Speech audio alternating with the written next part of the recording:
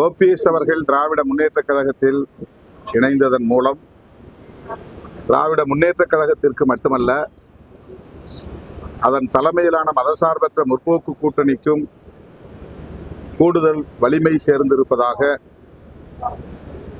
வரவேற்று மகிழ்கிறோம். அவருக்கு எங்கள் வாழ்த்துக்களையும் தெரிவித்துக் கொள்கிறோம். அதிமுகவை ஒருங்கிணைக்க வேண்டும் என்கிற முயற்சியை அவர் மேற்கொண்டார் என்பதை நாம் அறிவோம். குறிப்பாக எடப்பாடி அவர்களோடு இணைந்து பணியாற்ற வேண்டும் என்ற முயற்சியையும் அவர் மேற்கொண்டார். அது நிறைவேறாத நிலையில் அவர் பாஜகவில் போய் சேர நினைக்காமல் திமுகவில் சேர்ந்திருக்கிறார் என்பது அவர் மீதான நன்மதிப்பை மேலும் உயர செய்திருக்கிறது. அவர் திராவிட பாரம்பரியத்தில்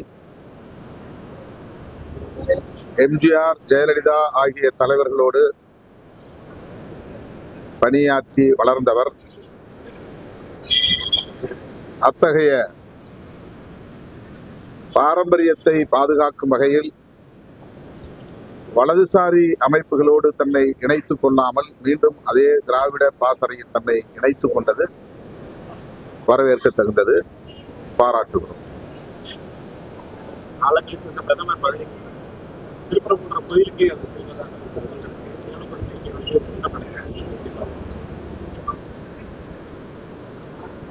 பிரதமர் போகிற எல்லா மாநிலங்களிலும் ஏதேனும் கோவிலுக்கு சென்று